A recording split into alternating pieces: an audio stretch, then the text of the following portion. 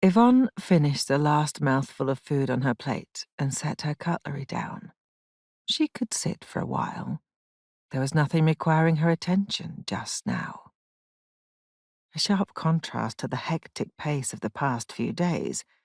She and Guise had arrived in the royal city, the jewel of the Valand kingdom, only 2 days before, and had barely had time to draw breath since.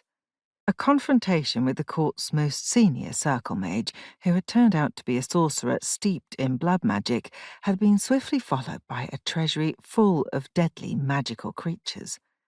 Then there had been the discovery of the murder of the court's treasurer, and the circle mage had brought himself back from the dead, killing a good number of the king's soldiers to make his escape.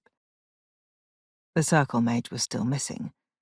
Every resource of the Valand court was engaged in searching for him, and all the effort had yielded nothing so far. Hiram was as skilled at hiding as he was at forbidden magic. She shivered slightly in the morning sun and shoved thoughts of the blood sorcerer aside for now, seeking distraction. It was easy to find. "The food here is almost as good as Modic's," Yvonne said, leaning back in her chair, teacup held between her hands. Along with her empty plate, a range of beautifully made porcelain dishes, still holding enough food for at least one more full meal, almost entirely hid the pristine white tablecloth. The scents curling into the air were almost tempting her to another helping, even though she was sure she could not eat another bite.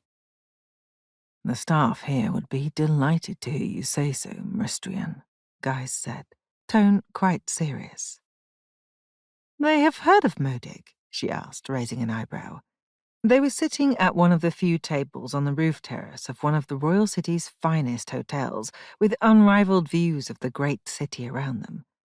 The royal city was the centre of the Valand kingdom, and one of the most law-abiding places in all the known lands.